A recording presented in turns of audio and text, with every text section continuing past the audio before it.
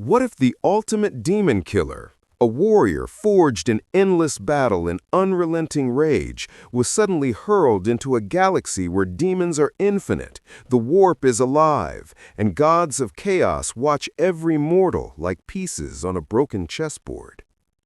What if a being who exists only to destroy hell itself now walks among space marines, psychers, and the Imperium's most guarded secrets? How would the Emperor react to a creature untouchable by prophecy, beyond destiny, and unbound by mortal command? How would the Inquisition respond to a force they cannot control, cannot interrogate, and cannot kill? How would the demon Primarchs face a hunter who cannot be corrupted, predicted, or bargained with? If the DoomSlayer entered this galaxy, the rules of war would change. The warp would shudder, demons would tremble, and the Imperium, for all its might, would face a force unlike any other.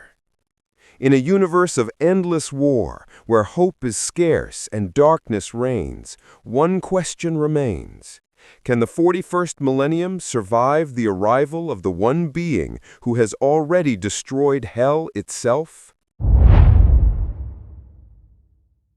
A warp tear opened above the planet Arcturus IV, like a wound in reality itself. The sky burned with unnatural colors, green and violet lightning cracking across the clouds, while the air hummed with a vibration that made stone tremble and flesh ache. The Imperial defenders had seen many rifts during this campaign. They had seen demons spill into real space, screaming and clawing through reality, leaving blood and madness in their wake. But this was different. It felt alive. It pulsed with intent, a conscious weight pressing down on the psyche of every soldier, every psyker, and every machine within miles of the epicenter. At first, the soldiers braced for the familiar. Bloodletters, plague-bearers, horrors, demonic engines, the ever-shifting nightmare forms the Imperium had fought and bled against for millennia. Their lasguns were raised.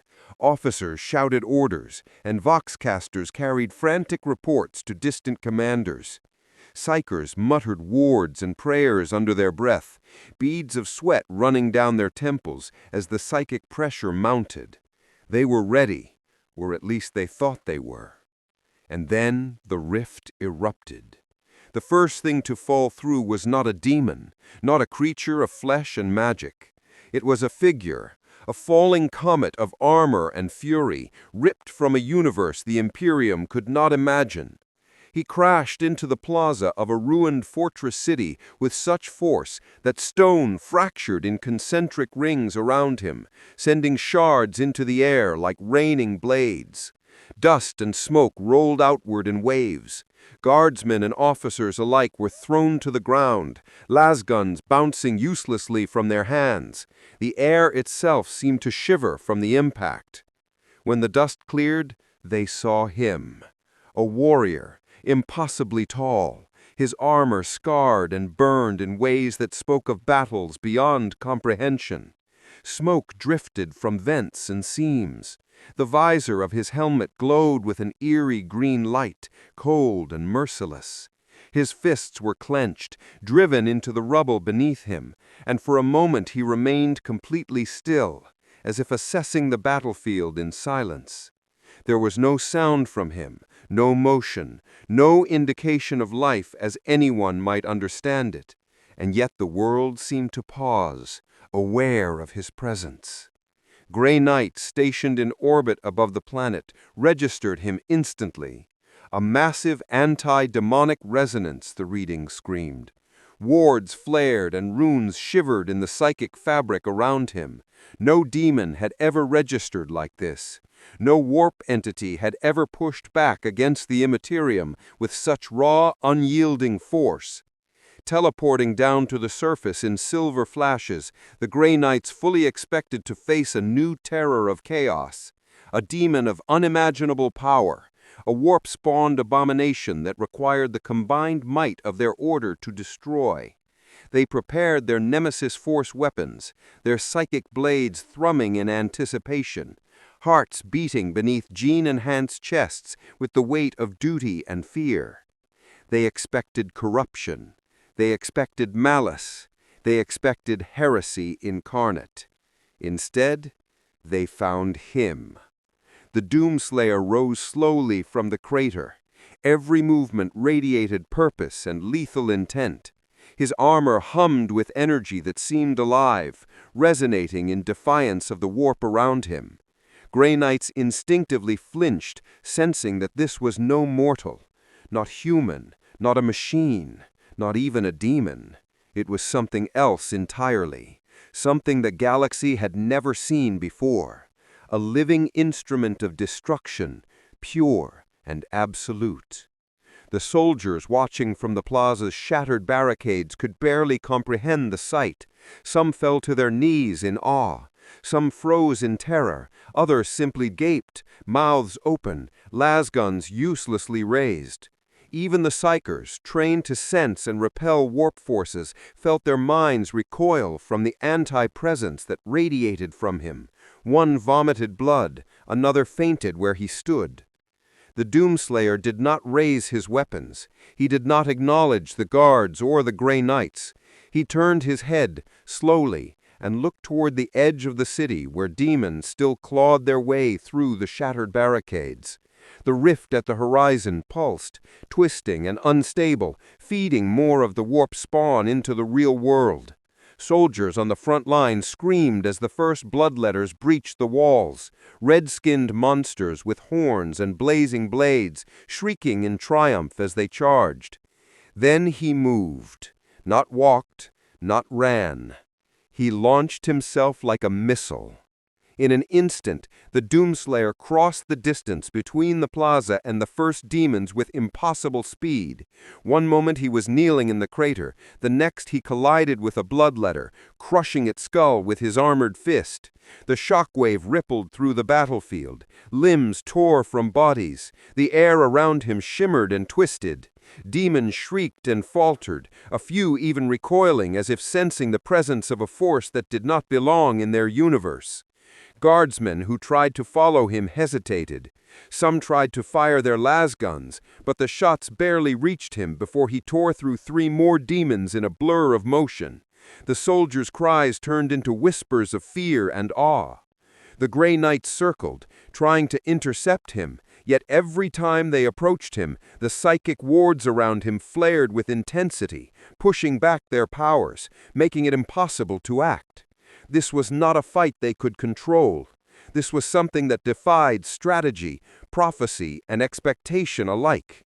He tore through the first wave of demons like a storm of vengeance. One bloodletter was grabbed by the throat and slammed into the ground so hard that the stone beneath it cracked and splintered. Another was thrown into the rift itself, which pulsed violently in protest. The warp seemed to recoil at his presence, twisting and shivering as if afraid. For the first time in centuries, the soldiers, psychers, and space marines of Arcturus IV saw something beyond horror. They saw a force the universe itself feared. They saw a hunter, a slayer, a living weapon from another reality, now fully awake in the 41st millennium. The demons fell in droves, their twisted forms dissolving beneath blows that no mortal or Astartes could have delivered. The plaza became a tableau of destruction, smoldering craters, shattered stone, and the faint haze of warp energy dissipating into the air.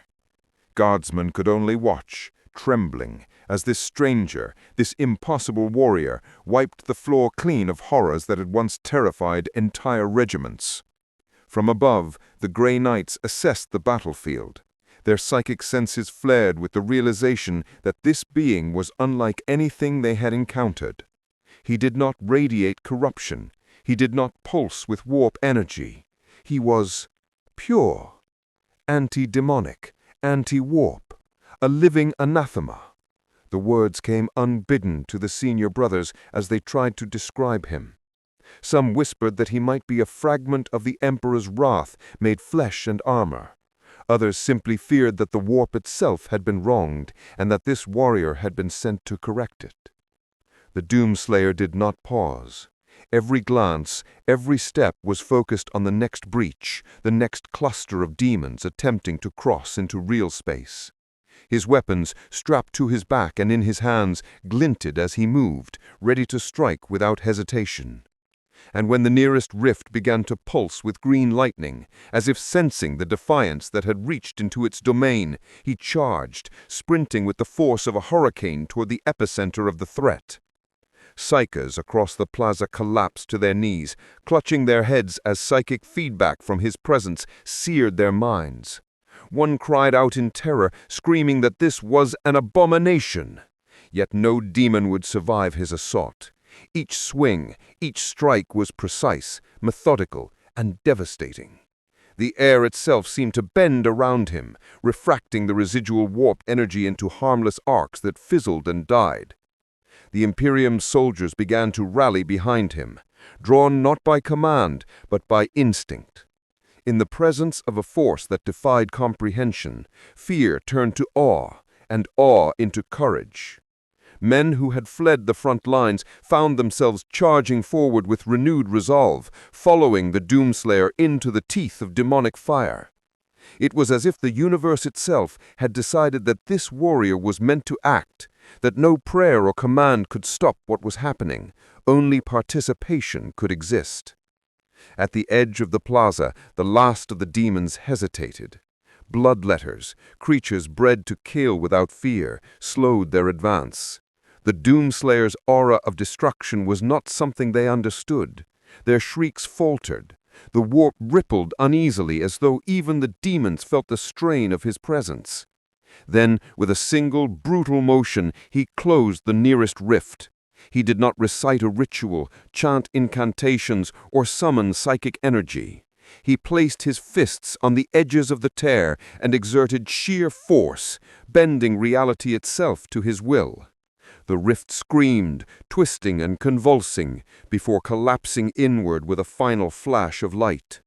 Where there had been a portal into madness, there was now only shattered stone, scorched earth, and silence. The surviving soldiers stared. The Grey Knights, even as they advanced cautiously to engage, paused in stunned recognition. No one spoke. No one dared move closer than a few meters.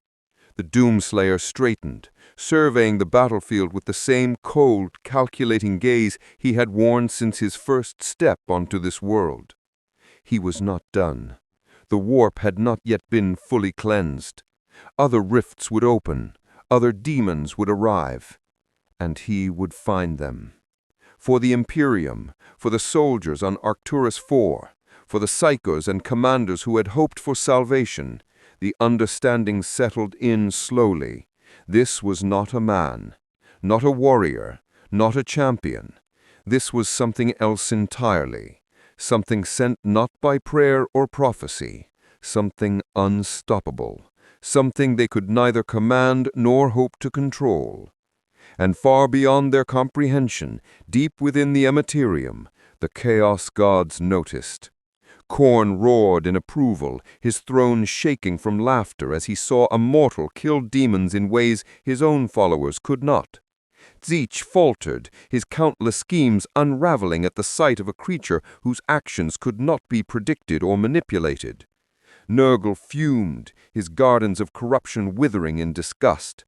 Slaanesh felt nothing, an emptiness where all sensation should have been. The Doomslayer had arrived, and in doing so, he had changed the rules of war, not for one battlefield, not for one world, but for the galaxy. Every mind, mortal or godlike, sensed the truth. This was a hunter of unparalleled power, and the universe would never be the same. Without looking back, without pause, without word or explanation, the Doomslayer strode toward the next breach. Behind him, soldiers whispered. Above him, Grey Knights murmured warnings into the void. And within the warp, the gods trembled.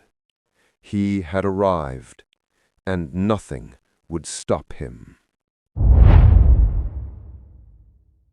The battlefield on Arcturus IV had barely settled from the Doomslayer's first strike when the Imperium began to grasp the scope of what had arrived.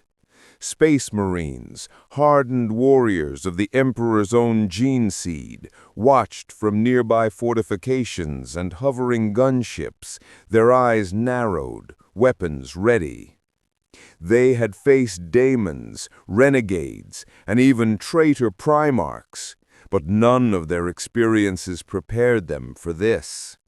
The stranger who had fallen from the warp did not speak. He did not acknowledge ranks or authority. He simply acted, and in the act he shattered every expectation of reality itself. The Astartes were quick to classify him.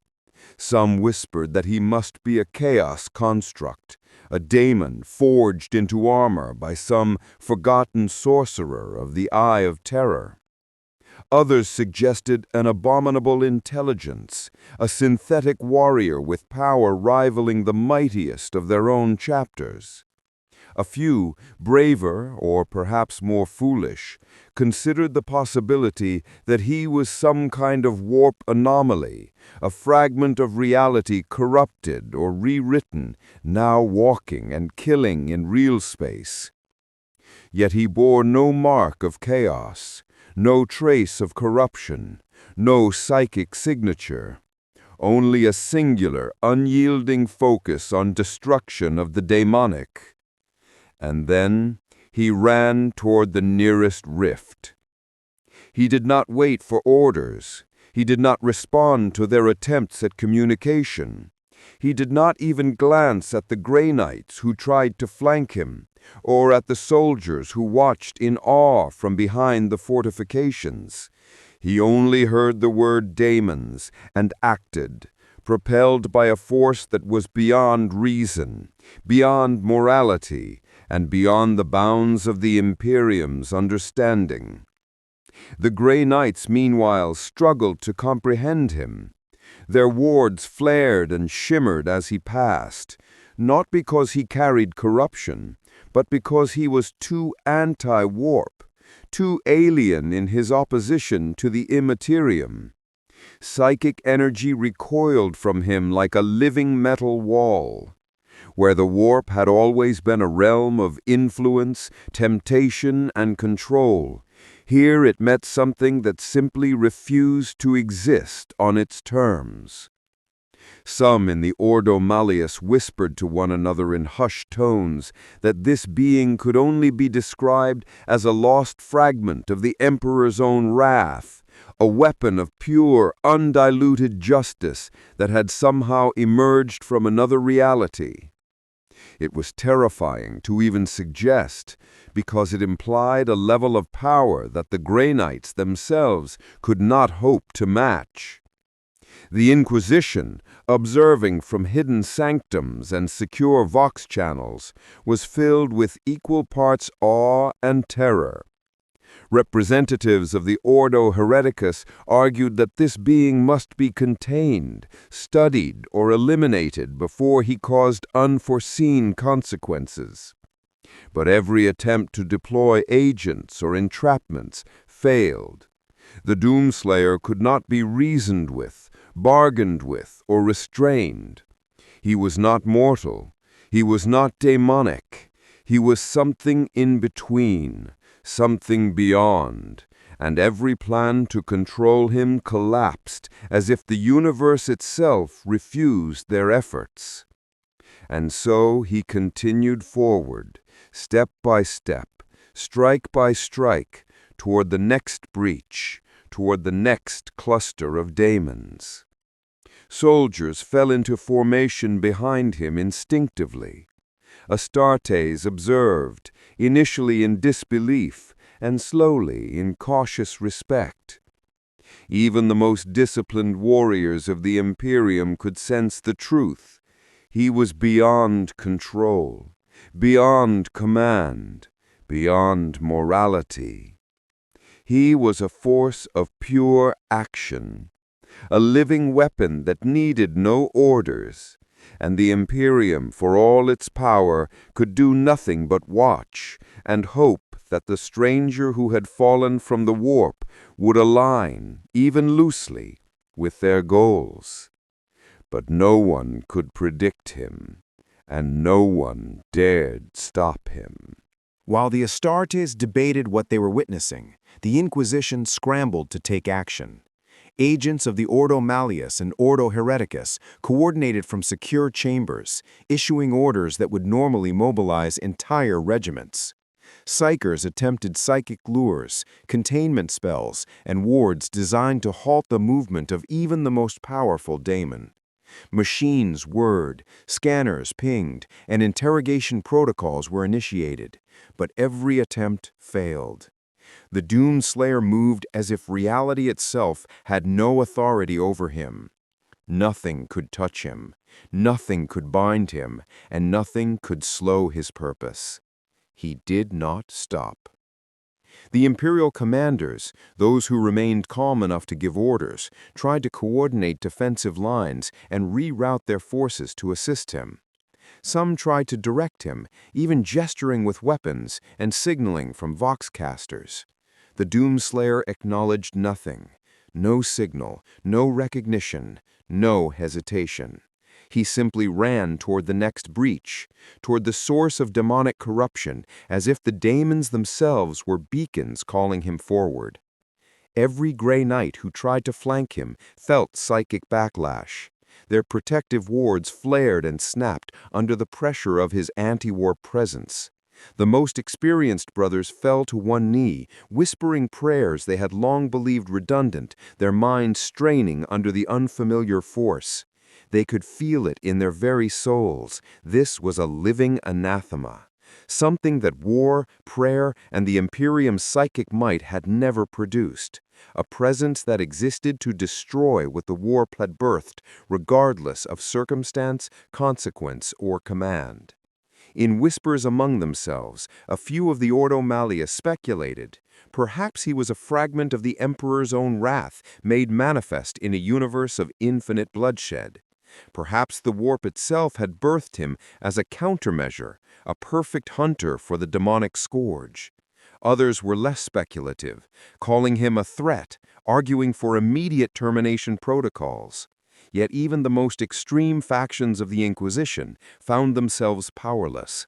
They could not trap him. They could not reason with him. He was beyond containment. Meanwhile, across Arcturus IV, the people and regiments who had once thought the battle hopeless began to notice a shift. Where previously the Daemons had the advantage, now they hesitated. Every step the DoomSlayer took radiated purpose. Every strike he made dismantled not just the Daemons themselves, but their influence over the world. Warp distortions receded in his presence. Bloodletters faltered. Lesser Daemons froze mid-attack, sensing something they could neither touch nor understand. The Imperium soldiers followed him instinctively, a tide of humanity and engineered warriors forming around him, drawn not by command, but by the force of his purpose. They fought beside him, inspired and terrified in equal measure. And in every mind that looked upon him, from the highest-ranking Lord Commander to the newest guardsman, one undeniable truth took hold. The DoomSlayer was not here to serve, he was here to hunt, and whatever he hunted, the universe itself would have to yield. For the Grey Knights, the implications were staggering. A warrior entirely unbound by prophecy, immune to the machinations of the warp, and opposed to all demonic influence, was unlike anything recorded. Could the Imperium harness him? Could they even direct him? Every attempt to influence him failed. Their wards, their psychic lures, their verbal commands, all were useless. And yet, in that failure, there was clarity. He was on their side, at least for now, because the Daemons feared him as much as they did. The Inquisition, however, did not share the Grey Knights' cautious respect. They feared him. Every strategy to contain him collapsed under his force. Every plan to command him fell apart in the face of his singular focus. And as he disappeared into the distance, racing toward the next breach, even the most composed inquisitors admitted it silently to themselves. This was not just an unknown quantity. This was something beyond the Imperium's comprehension. Something that could, if unchecked, be both salvation and catastrophe. And above it all, the warp quivered. Daemons recoiled. The very fabric of reality seemed to acknowledge the arrival of something it had not encountered before. The DoomSlayer moved forward, unstoppable, untamed, unexplainable, and the Imperium could only follow, witness, and hope that this living force of destruction would not turn on them as easily as he turned on their enemies. He did not speak. He did not hesitate. He did not consider. He only acted. And in that single, unrelenting truth, the Imperium realized both their fortune and their terror. The galaxy now had a hunter, and nothing, not orders, not prophecy, not even the might of the Emperor, could restrain him. Across the Imperium, in the endless storm of the warp, the arrival of the DoomSlayer was felt like a rupture in destiny itself.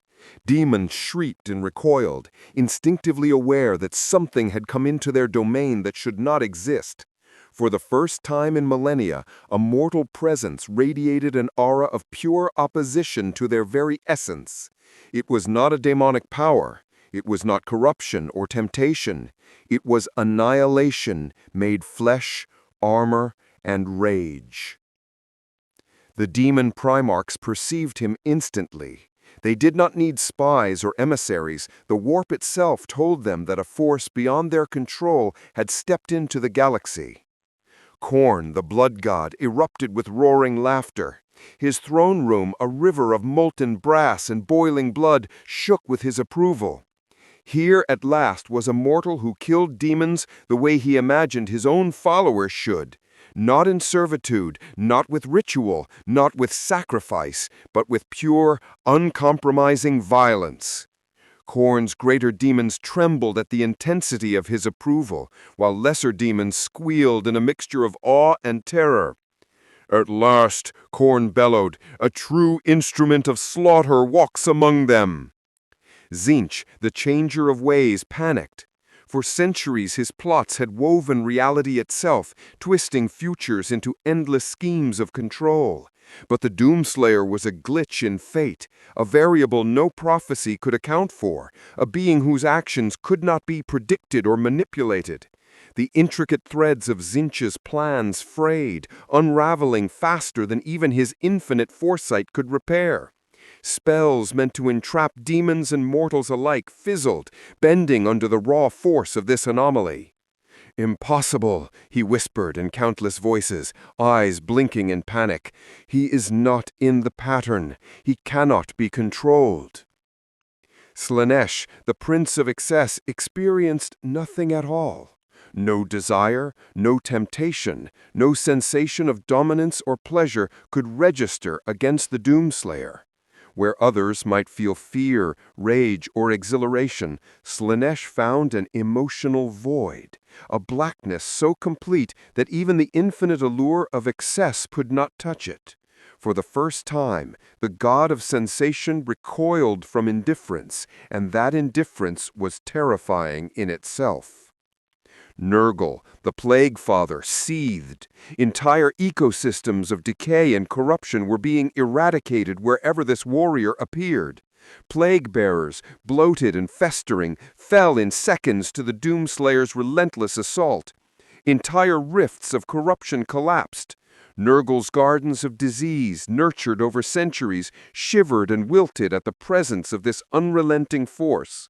Rage and disgust welled within the god as he realized that this was not mere mortal defiance, it was annihilation without mercy. From the highest vantage of their demonic realms, the Chaos Gods gave a single command, whispered across the Imperium in a voice that shook the foundations of every demon-held world. "Stop him." The command was immediate and absolute. Every demon, every warband, every demon engine, and every tainted fortress in the Eye of Terror doubled their defenses. Bloodletters sharpened their blades and roared their challenge. Horrors flared their spells, twisting reality to try to slow him down. Greater demons were summoned from the deepest recesses, their massive forms tearing through the warp toward the material universe with a single purpose: to kill the intruder. But yet as they mobilized, every demon, from the smallest fiend to the mightiest lord, sensed the futility of their task. The DoomSlayer moved through the galaxy as if the warp itself had no authority over him. Each rift he entered became a battlefield of annihilation. Each portal he crossed a death sentence for those who relied on Chaos's influence. And while the Chaos Gods planned, the DoomSlayer did not wait. He did not hesitate. He did not care for schemes or prophecies. He only cared for one thing: the destruction of demons. He moved, always forward, always toward the heart of corruption, a singular force of reckoning against the machinations of the dark gods. The Imperium trembled, the demonic army scrambled, and the Primarchs, each a godlike being in their own right, recognized that this was no mere mortal to be slain or manipulated. He was something different, something beyond comprehension, something that could kill them all. For the first time in the 41st millennium, even the Chaos Gods faced a force they could not foresee, could not corrupt, and could not defeat with conventional means. The command of the Chaos Gods reverberated across the Imperium like a storm. Daemon worlds braced themselves. Fortresses carved from black stone and molten metal shuddered as greater daemons marched from every corner of the Eye of Terror. Warp storms twisted violently, redirecting entire fleets of daemons to intercept the intruder.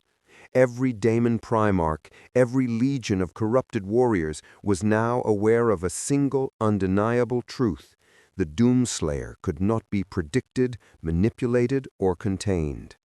He existed outside of their schemes, outside of fate itself, and his presence alone threatened to unravel centuries of chaos dominion. Khorne's chosen warriors surged first, rivers of red-skinned, blood-crazed monstrosities marching with unrelenting fury.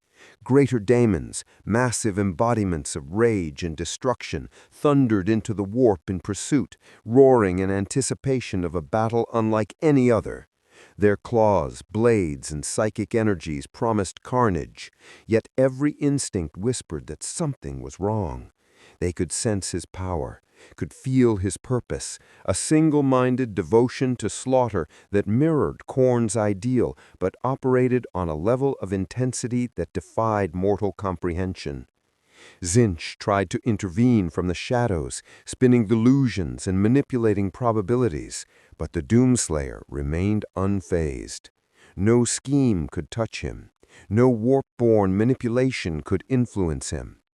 Every trap, every false path, every hidden warp snare collapsed under his will. Tzeentch's frustration twisted into panic. The very threads of fate quivered as if an unseen hand had shredded them. Nurgle's legion surged reluctantly. Plague-bearers, festering with centuries of corruption, tried to slow him, but their diseases withered in his presence. Entire infestations collapsed, miasmas dissipating before he struck.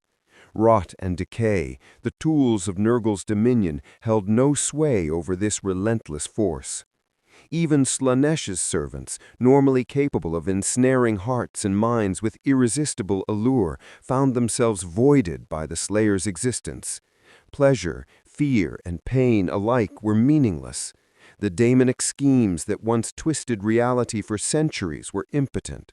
Slaanesh felt nothing, the emptiness a reflection of Doomslayer's singular focus. The Chaos Primarchs watched the initial reports with disbelief. Angron, the Red Angel of Khorne, grinned fiercely at the tales of mortal defiance. At last, he thought, a true rival, a warrior who might give him the bloodshed he craved. But as the battle unfolded, Angron discovered something terrifying. This was no mortal to spar with. This was a force beyond strength, beyond fury, beyond rage. Every strike Angron delivered, every attempt to engage, was met with instantaneous counter. The Slayer moved with inhuman precision, with speed, strength, and endurance that surpassed even the Red Angel's unholy fury.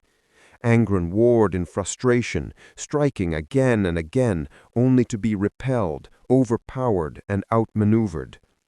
Mortarion, Magnus, and the other Primarchs received similar reports. Doomslayer had already torn through entire contingents of Daemons that should have held fortresses for decades. His path of destruction was methodical and unstoppable. The warp itself seemed to acknowledge his superiority, warping away from his presence, convulsing in fury and fear. In the heart of the Eye of Terror, the Chaos Gods themselves convened, their ethereal forms flickering with agitation. They whispered to one another in voices that shook the foundations of reality. "Stop him," they repeated, a command that had never before been given collectively across all realms. Every daemon, every corrupted warrior, every warp spawn was now a weapon against the Slayer. And yet, even as they deployed all their might, a sense of dread filled their dominions. The more he killed, the more he destabilized the warp. Each victory chipped away at the Chaos God's influence, a mortal force acting outside their control, their schemes unraveling thread by thread. Even in the heart of the most corrupted daemon worlds, rumors of his approach spread faster than fire. Lesser daemons fled, greater daemons hesitated. Entire armies bred for slaughter faltered in the presence of a being who existed solely to end them. He was not their enemy by title or allegiance. He was a predator beyond the hierarchy of chaos, a living weapon, unbound and incorruptible. And still, Doomslayer pressed forward, step by step, strike by strike, toward the next rift, the next portal, the next daemon to end. No hesitation, no mercy, no words, only relentless, unstoppable motion. Every corner of the Eye of Terror, every daemon fortress, every corrupted citadel now knew his name, or would soon learn it in screams and blood. The Doomslayer had arrived, and for the Chaos Gods, for the Daemon Primarchs, and for the legions of the Warp, one truth became horrifyingly clear. They were no longer the hunters. They were the prey. Terra's skies were stormed by the echoes of war. The Doomslayer tore through entire Custoda's shield companies with the precision of a living weapon, each strike leaving shattered armor and scorched stone in its wake. For millennia, the Adeptus Custodes had been the Emperor's ultimate guardians, perfected warriors of unmatched skill and loyalty, yet even they struggled to contain this intruder. His presence was not blasphemy, nor was it heresy. It was something else entirely. It was purpose made flesh, unstoppable, uncompromising, and relentless. He moved through the corridors of the imperial palace as if the halls themselves yielded before him. Custodians fell back, forming protective lines, but their spears, shields, and psychic augmentations could not halt him. His green visor glowed, scanning, calculating, striking, and advancing. Each step carried the weight of inevitability. Each swing of his fist carried the finality of judgment. The Emperor, seated upon the golden throne, perceived him immediately. Across the vast psychic network of the Astronomicon, the Doomslayer's presence resonated like a pulse through every sensor, every mind, every loyal servant attuned to the Emperor's will. A being of pure purpose, untainted by the warp, yet made to slaughter it. A creature whose very existence defied the constructs of destiny. The Doomslayer was brought before the throne not by command, but by the inevitability of his path. Entire battalions of custodes, normally unshakable in their devotion, had been forced into submission, yielding to the raw force of his presence. He knelt not in reverence, not in supplication, not in recognition of authority. He knelt only to assess, to prepare, and then to act. Through the Emperor's inner vision, across time, space, and the psychic tapestry of reality itself, he saw the Doomslayer. And in that perception, he recognized something he had not allowed himself to acknowledge for millennia: approval. Not for humanity, not for armies, not for strategy. Approval for one singular being whose purpose aligned perfectly with the will of the Imperium, yet whose methods were unorthodox, primal, and violent. A being of pure purpose, one untainted by the warp, yet made to slaughter it. For the first time in thousands of years, the Emperor allowed himself to grant silent permission. Permission not with words, not with laws, not with mandates, but permission itself. A tacit acknowledgement that the Slayer's path was righteous in the cosmic sense. And the Doomslayer understood. He did not kneel longer than necessary. He did not speak. He did not seek counsel or blessing. He merely nodded, a subtle acknowledgement of comprehension. No words passed between them, no exchange of ritual or doctrine. It was silent, it was direct, it was violence in its purest potential, sanctioned in the mind of the Emperor. With that silent grant, the Doomslayer's focus returned to the universe beyond the throne. Warp tears, demon worlds, incursion points, every threat to the Imperium now beckoned. He did not hesitate. The Emperor's psychic sanction had given him access not only to the material realm, but if he chose, the warp itself. He could move through it, strike at the heart of chaos, and destroy it without restraint. Around the throne, the custodes whispered among themselves. No words could capture their awe and terror. No training or doctrine had prepared them for this level of power, for this singularity of purpose. Even the Emperor, for all his vision, had recognized something ancient, something beyond calculation, and something to respect. The Doomslayer's next steps would not be dictated by protocol, by loyalty, or by allegiance. They would be dictated by war, justice, and the instinct to destroy the demonic scourge that threatened the galaxy. And the galaxy itself would never recover from the presence of a hunter who now bore the silent approval of the Emperor himself. The throne room fell silent as the Doomslayer stood, his armor scuffed and scorched from the battles that had brought him here, his green visor scanning the endless expanse before him. The custodes, those eternal sentinels of the Emperor, maintained their vigilance, yet even they felt the impossibility of what they witnessed. He was not a mortal, not a champion, not a soldier. He was an instrument, a blade honed for one purpose: to strike at the heart of the warp and leave nothing alive that should not be. The Emperor's gaze lingered upon him through the Astronomicon, not in curiosity, but in recognition. For millennia he had walked among men, guiding humanity with infinite patience and immeasurable sacrifice.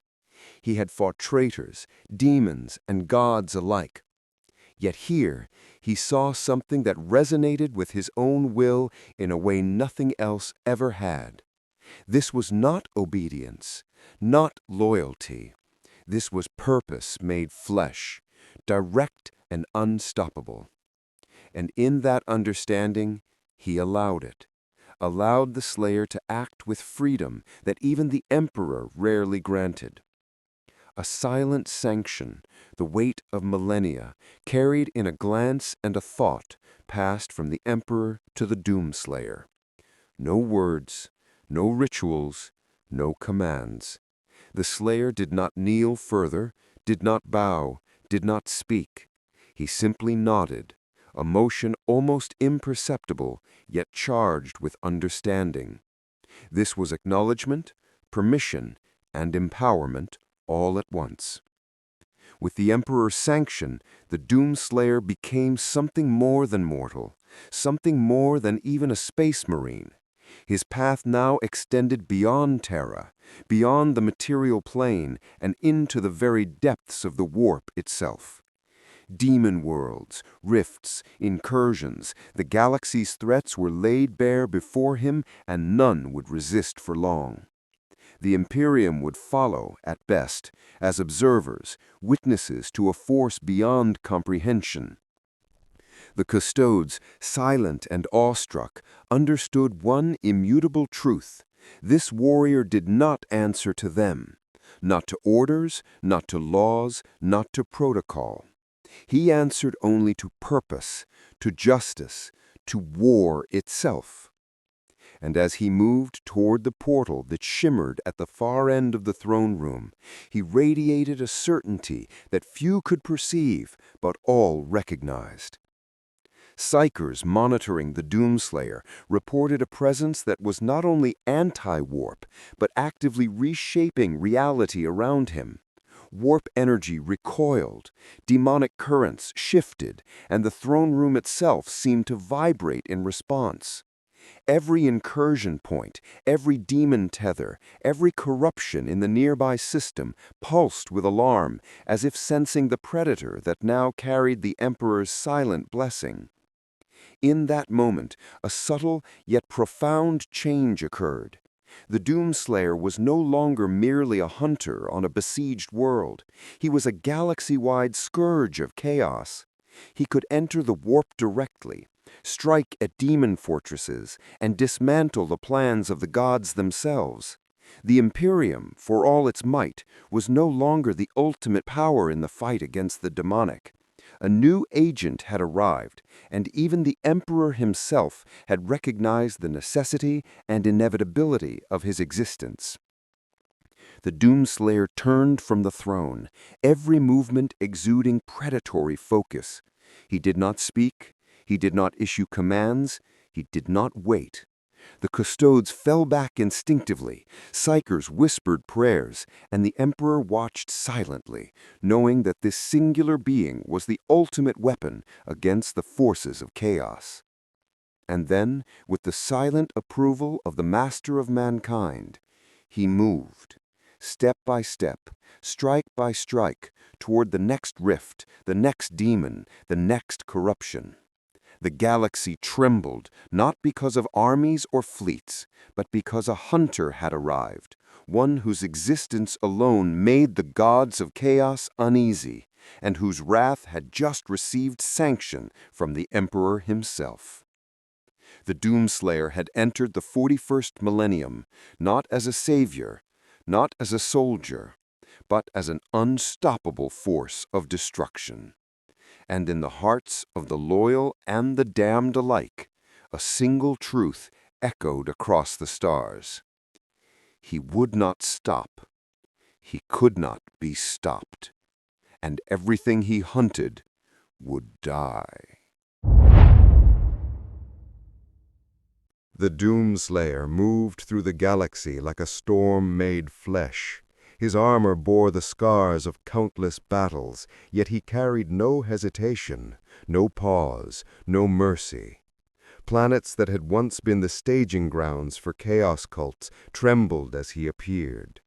Entire demon worlds, fortified over centuries, fell under his unrelenting assault. Each step was deliberate, each strike precise, each roar of rage echoing across the void of space as if the universe itself bent to his purpose. Imperial commanders could barely comprehend the scale of his actions. Fleets followed him at a distance, not daring to interfere, only to observe. Ground forces, coordinated by Grey Knights and planetary defense forces, watched in awe as the DoomSlayer tore through demons with a speed and precision unmatched by any human or Astartes. Blood letters were sliced in mid-leap, their shrieks echoing across barren plains. Plague-bearers, swollen and festering, fell to blows that seemed to bend reality itself. Entire rifts collapsed in his presence, warped energies snapping and disintegrating, as if fearing his existence. The soldiers who witnessed him whispered in terror and reverence. Regiments that had fled demonic incursions now rallied, inspired by a force they could neither understand nor control. Psychers in the front lines reported psychic feedback so intense that some fell to their knees, clutching their heads as the Slayer moved past. Their wards, meant to protect against demonic influence, flared and failed, not because he was corrupted, but because he was too anti-warp, too alien in his opposition to the Imperium. He was a living anathema, a weapon forged from pure rage and purpose, and every mortal who witnessed him felt the weight of that truth. The Grey Knights, trained to face the most powerful demons in the galaxy, observed with a mixture of awe and fear. They whispered to one another, debating if he was a fragment of the Emperor's own wrath, an avatar of judgment sent to scour the warp itself. Every battle left the land scarred, the air thick with smoke, the scent of ozone and scorched stone filling every breath. Primarchs reacted with astonishment and calculated concern. Guilliman, ever the strategist, analyzed every report with meticulous attention. "He is not human, but he is humanity's wrath," he murmured, eyes narrowing as he considered the implications. Angron, the Red Angel of Khorne, initially thrilled at the thought of a worthy adversary, found himself repeatedly repelled, forced into retreat, and left in a fury he could not satisfy. Even the greatest warriors of chaos, the demon Primarchs, discovered that this mortal, if mortal he was beyond prediction, beyond manipulation, beyond destruction by conventional means. Everywhere he went, he left a trail of devastation. Demon engines malfunctioned at his approach, cult worlds were obliterated overnight, and chaos incursions fell dramatically in scale. Entire warbands of demons, bred for slaughter and fed by centuries of worship, found themselves outmatched and terrified. Greater demons hesitated, lesser demons screamed in panic. The warp itself quivered, as if aware that a predator of unmatched fury had entered its domain. The DoomSlayer did not fight for the Imperium. He did not answer to orders. He did not act out of loyalty or doctrine. He acted because the demons existed, and he was the hunter. Every swing of his weapon, every stomp of his boots, every impact reverberated with the singular purpose of annihilation. And still he pressed onward. Each campaign, each planet reclaimed or cleansed, was a story of methodical slaughter. Cults crumbled, demon lords fell, warp portals closed forever. Fleets of Imperium ships followed at a careful distance, providing observation and support when necessary, but never interfering. The soldiers who witnessed him understood one truth: the Slayer did not distinguish friend from foe. He distinguished only threat from nothingness. He was unstoppable, and the galaxy for the first time in millennia began to understand that chaos had encountered a force it could neither bend nor break. The DoomSlayer was not a champion, not a savior, not a soldier. He was a living reckoning, and everywhere he stepped, the demonic presence trembled in fear. The Doomslayer moved beyond the Imperium's fleets, beyond the boundaries of human command, into the raw, untamed expanse of the Warp itself. No ship, no army, no strategy could restrain him. He did not require guidance. He did not wait for orders. He hunted with singular purpose, tearing through the immaterium like a storm of unrelenting violence. Entire daemon worlds quaked as his presence approached.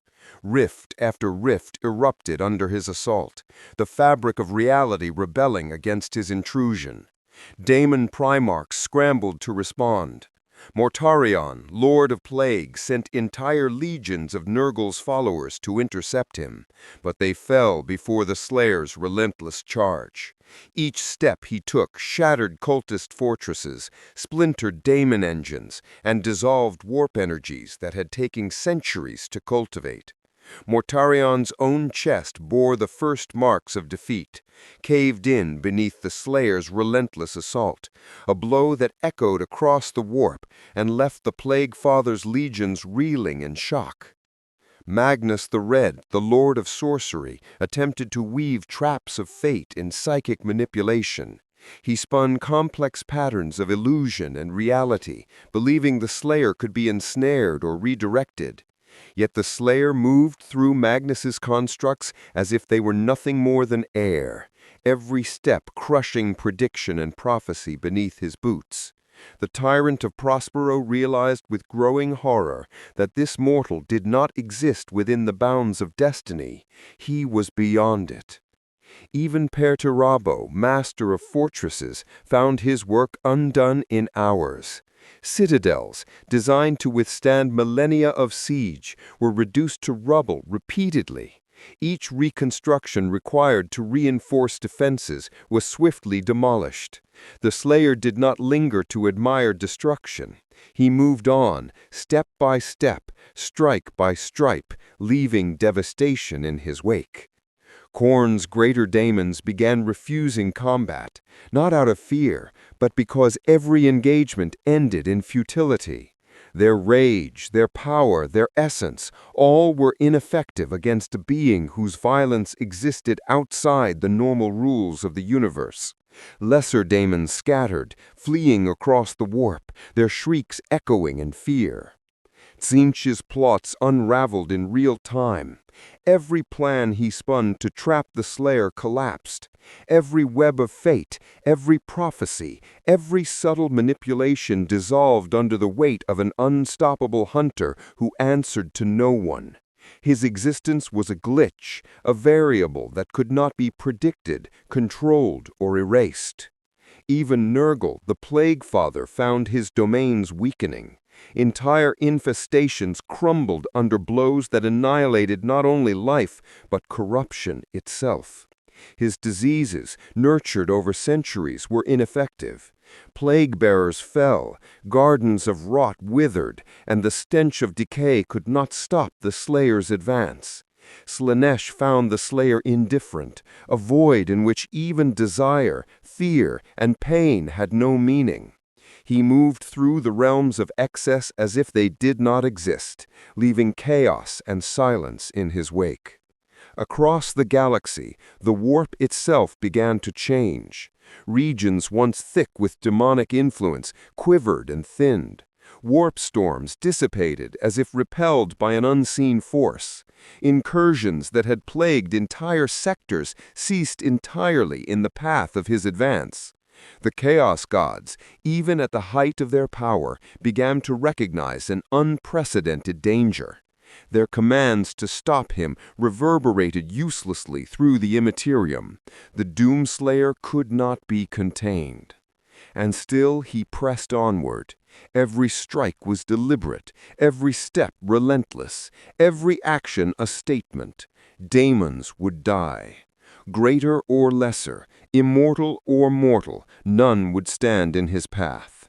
The galaxy became a hunting ground, and chaos discovered, to its horror, that it was no longer the predator. It was the prey. The Doomslayer's crusade had begun, and the consequences were cosmic. With every daemon slain, every world cleansed, the warp weakened. The influence of the Chaos gods began to falter. Khorne's roar became less thunderous. Tzeentch's plans faltered. Nurgle's corruption shriveled. Even Slaanesh, the prince of sensation, recoiled at the emptiness of a hunter who could not feel, be tempted, or be swayed. The universe had never witnessed anything like this. He did not fight for glory, for loyalty, or for power. He fought because Daemons existed, and because he was made to destroy them. And in his wake, the galaxy began to change. Systems once lost to corruption were cleansed. Entire Daemon realms were abandoned, and the Daemons themselves, from the smallest fiend to the mightiest lord, trembled. The Doomslayer was no longer merely a threat to chaos. He was an unstoppable force of reckoning, a singularity of destruction sanctioned silently by the Emperor, a hunter whose purpose had no bounds. Where he walked, chaos fell. Where he struck, the warp itself recoiled. And everywhere, the gods of chaos began to realize the same terrifying truth. He could not be stopped. The Doomslayer's crusade against the forces of chaos had begun to reshape the very fabric of the galaxy. Across countless systems, demon worlds that had stood for millennia fell in mere hours. Entire warp storms collapsed, leaving behind barren, lifeless skies where once corruption had festered. Wherever he walked, reality itself seemed to recoil, as if the universe recognized the anomaly he represented. The Chaos gods, unaccustomed to true defiance, realized the full scope of the threat. Khorne, the Lord of Skulls, raged endlessly, yet his blood-soaked armies faltered before the Slayer's might. Every legion of berserkers, every greater demon, every demon engine intended to crush humanity was torn asunder in moments. The blood gods' own war councils, which had once dictated the fates of countless mortals, could barely keep pace with the carnage. Tzeentch, the changer of ways, spiraled into panic. Centuries of scheming, plotting, and manipulating destiny unraveled faster than he could weave it back together. Entire warp matrices, built to guide the fates of mortals and demons alike, collapsed under the Slayer's unstoppable assaults. Plans that took generations to craft became meaningless. His agents, his prophecies, his most intricate manipulations, none could anticipate his movements. Every strike was outside causality, every advance beyond prediction. Nurgle seethed with impotent fury. His gardens of disease, rotting worlds, and festering plagues nurtured for centuries were being eradicated faster than they could grow. Plague-bearers, epidemics, and infested planets all fell to the Slayer's brutal hand. Entire ecosystems of corruption were wiped clean, leaving behind the stark silence of obliteration. Slaanesh, the prince of excess, discovered a disquieting emptiness in the Slayer's path. No pleasure, no temptation, no manipulation could sway him. His existence was a void that negated the very essence of desire, domination, and excess. Where others were ensnared by seduction, enticed by power, or corrupted by ambition, the Slayer remained untouched, a living contradiction of everything Slaanesh represented. Across the warp, the Chaos gods issued the singular command, "Stop him." Armies moved, fleets converged, and the demonic might of the Eye of Terror itself was marshaled in an unprecedented display. Yet every effort failed. The Doomslayer moved faster, struck harder, and destroyed more completely than the gods could imagine. The galaxy began to experience consequences that had never before been seen. Entire regions of the warp began to stabilize, the malleable chaos that once ruled unchecked now shuddering under a force it could not overcome. Warp storms dissipated, demon portals collapsed, and the very influence of the gods weakened, with every world cleansed and every demon slain. Khorne, once a god of unrelenting rage, became a fading echo, his armies diminished and his power slowly eroding. Tzeentch's plans unraveled completely, his agents' manipulations failing as if erased from reality. Nurgle's creations rotted away before his eyes, powerless to regenerate. Slaanesh recoiled, the Slayer's absence of emotion a mirror reflecting the futility of his manipulations.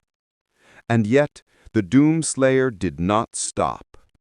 He moved from world to world, system to system, portal to portal, each step a declaration of war. He did not consider mercy, diplomacy, or allegiance. He only considered the eradication of demons, the destruction of chaos, and the cleansing of the galaxy from the scourge that threatened all life. For the first time in millennia, the Chaos Gods realized a terrifying possibility. A mortal, no, a force of pure annihilation could weaken them, could threaten them, could undo centuries of dominion over the warp and the material galaxy alike. If he continued unchecked, entire regions of the warp might collapse. Gods could fade, demon worlds could be annihilated, and chaos itself could become a shadow of its former power. The galaxy had never known a threat like this. Not armies, not Primarchs, not even rival gods. The DoomSlayer was beyond expectation, beyond prophecy, beyond comprehension. He was the reckoning, the predator, and the executioner, all at once. And everywhere, in every demon stronghold, in every cultist enclave, in every corner of the Eye of Terror, a single dread whispered, "He could not be stopped." The DoomSlayer's path was not bound by loyalty or doctrine. While the Imperium benefited from his campaigns, there existed a terrifying truth. He did not distinguish heretic from tyrant, fanatic from innocent. He judged only threats, enemies, and corruption, and in the process, entire systems could become collateral. High Lords of Terra watched reports with mounting unease. Worlds once deemed safe were obliterated in the Slayer's wake if cultists or demons had taken root. Administrators, governors, and planetary officials discovered the fragility of their positions. Even a hint of corruption or indecision could trigger the Slayer's intervention. Cities burned, infrastructures crumbled, and entire populations perished. Not from demonic attack, but from the uncompromising force of justice enacted without mercy. The ecclesiarchy, long accustomed to controlling devotion through fear and ritual, found themselves perplexed and terrified. The DoomSlayer would not recognize the emperor's bureaucratic structures, his temples, or his priests. The lessons of loyalty, obedience, and faith meant nothing if a system's corruption, however minor, persisted. In some regions, the Slayer struck the very institutions of the Imperium, deeming their inaction or cruelty equivalent to demonic influence. Even the Grey Knights, despite their awe and reverence, understood the peril. They could not restrain him, could not predict his actions, and could not shield entire sectors from his judgment. He was a living anathema, and while his wrath destroyed chaos, it also carried the potential to consume humanity itself, if he determined it to be unworthy. The Imperium faced a paradox. The galaxy's greatest threat, chaos, was being struck with unprecedented efficiency. Yet the DoomSlayer's indiscriminate methods introduced a new risk, a force so powerful it could no longer be guided or controlled. High Lords of Terra whispered of a time when the Slayer might deem the Imperium itself too corrupt, too stagnant, or too cruel. His singular focus on justice and eradication could turn inward, against the very empire he had aided. Soldiers and civilians alike began to fear the coming of the Slayer as much as the demons he hunted. Systems celebrated their liberation one day, only to tremble at the thought that the Slayer might one day judge them for their failures or complicity. The galaxy was being remade, but not necessarily in a way anyone could fully predict or survive. And yet for all this danger, the Emperor's silent sanction remained. The DoomSlayer was not a tool, not a servant, not a champion of the Imperium. He was something else entirely, an agent of absolute judgment. No strategy, no command, no policy could influence his actions. Every act, every strike, every step was dictated solely by his understanding of justice, order, and eradication of corruption. The Imperium had unleashed a force it could neither command nor restrain, and in that truth lay both salvation and peril. Chaos feared him because he was unstoppable. Humanity feared him because he was impartial. The Emperor, alone in his understanding, recognized that this was the weapon the galaxy had never needed, but perhaps the weapon it could not survive without.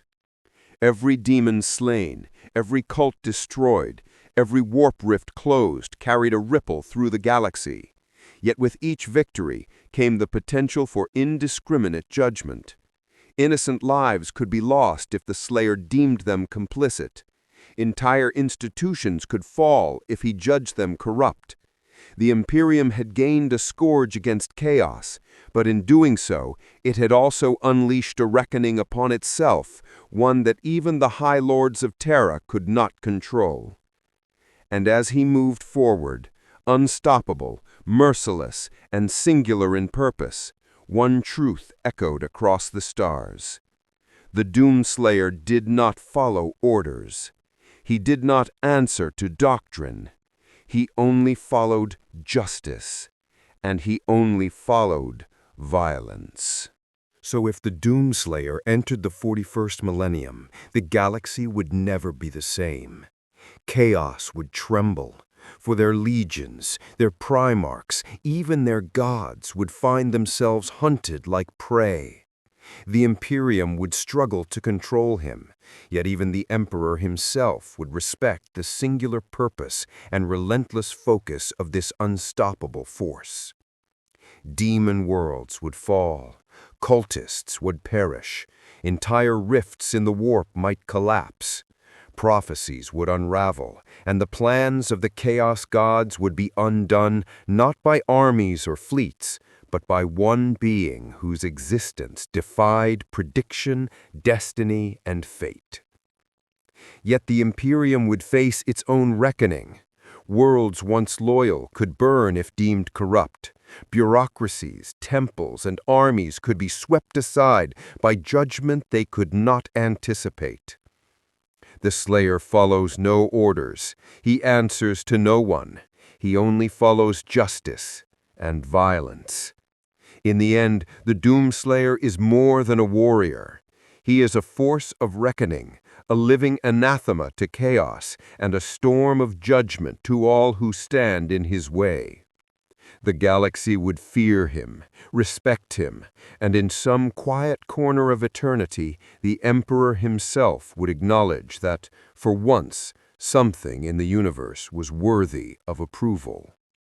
He is the one thing in Warhammer 40K that even the Chaos Gods fear.